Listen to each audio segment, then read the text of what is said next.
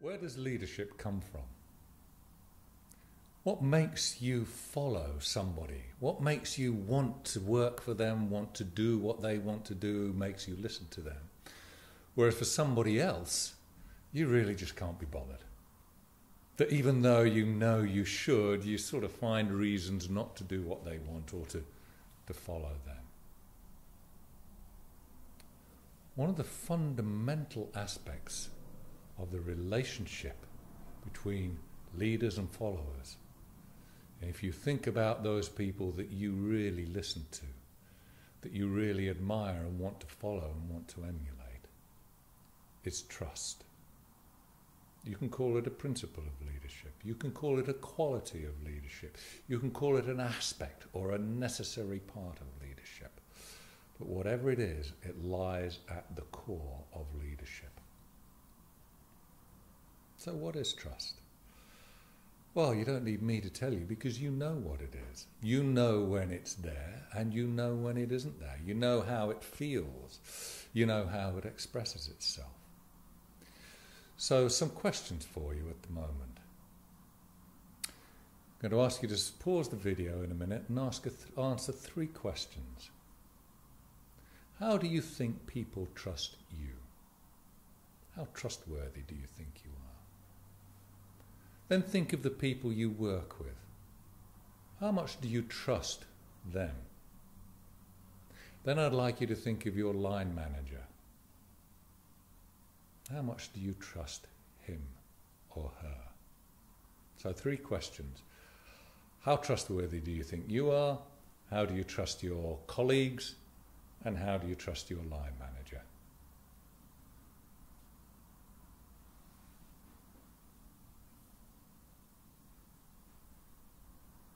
Excellent.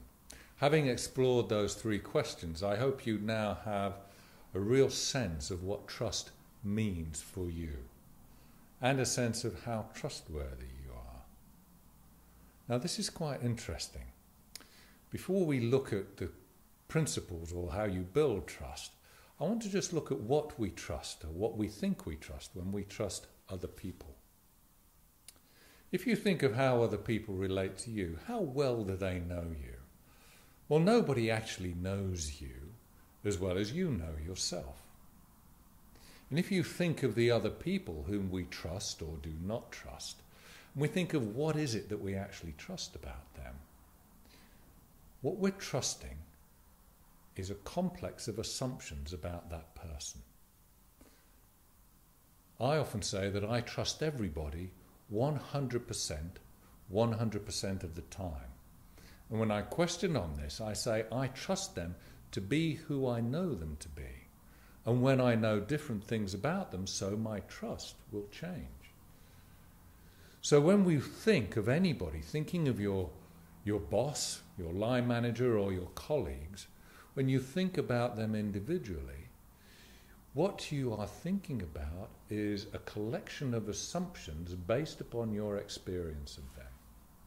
So one of the important things about trust is that when somebody lets you down, when somebody betrays your trust, they are not actually betraying your trust. What they're doing is displaying an aspect of themselves that you were previously not aware of. So they are asking you to change your assumptions about who they are and how you relate to them. So we'll stop there for a minute and I want you to think about that. Think about someone who has let you down or you feel has betrayed your trust in some way. And actually think of it about what they've done in terms of your assumptions about them before they did whatever they did, and how those assumptions can now change. Take the trust out of it and the person out of it, and just look at the set of assumptions that you have previously and subsequently about them to that incident.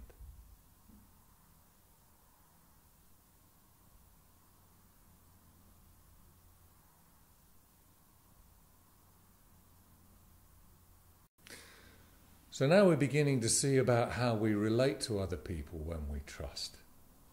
about what we're trusting is our assumptions about that person, not who they actually are, because we can never see a person in their totality. Now let's move particularly into the professional space. If you think about the people in your professional life that you trust, and those whom you're not so sure of, what are the aspects, what is it about them that makes you trust or distrust? What is it about that person that makes you want to follow them? Why should you follow them? What is it about them that makes you want to lead them? And vice versa. Again, take a moment now, pause the video and just reflect upon that.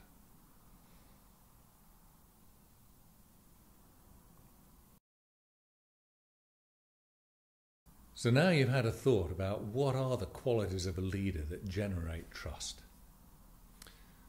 Well, there's a good little book on trust. It's called The Thin Book of Trust by Charles Feltman. And he identifies 4 essential qualities that generate trust and that can also repair trust when circumstances have led to a breakdown of trust, or for that trust between leader and follower to have been compromised. He looks at those 4 qualities and he calls them sincerity, the first one. And in leadership terms, I'd like to change that to authenticity, because everybody talks about being an authentic leader, being yourself, and that of course aligns with the fundamental principles that we talked about at the beginning. How authentic you are, how consistent you are. Do you do what you say you are going to do when you've said you are going to do it? Can I trust that if I delegate something to you, that it will be done, and it will be done on time? Do I have confidence in you? Yeah? So, authenticity, consistency. The next is competency. Do I know that you can do it? Have you got the right qualifications? Are you clever enough? Do I know that when you present me with a set of numbers, I don't have to go and check them every time? Do I have a real sense of competency, that I can trust that what you do is what should be done and is the right thing to do?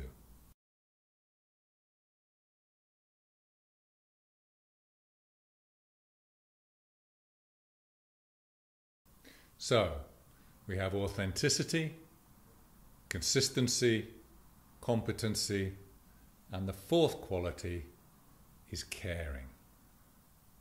This is very important. If you think about those people that you really admire and follow, you have a sense that they see you, they connect with you, and we're back to the act of leadership, awareness and connection, the quality of a relationship.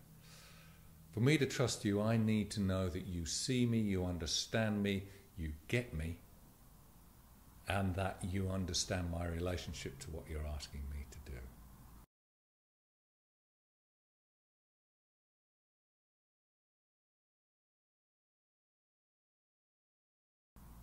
So those 4 qualities, authenticity, consistency, competency, and caring. How do you do that? Well, you can worry about it, you can try and act all of those things. But I want to come back to one of the principles we talked about at the beginning of the course. And that was, you are a unique human being. When you are leading authentically, when you are leading with power and efficiency and presence, you are living what you believe to be true. You are being yourself. Leadership as an aspect of being, just as trust is an aspect of being. When you are present, aware of and connected with yourself, so you can trust yourself. And when you trust yourself, others will automatically sense that and trust you.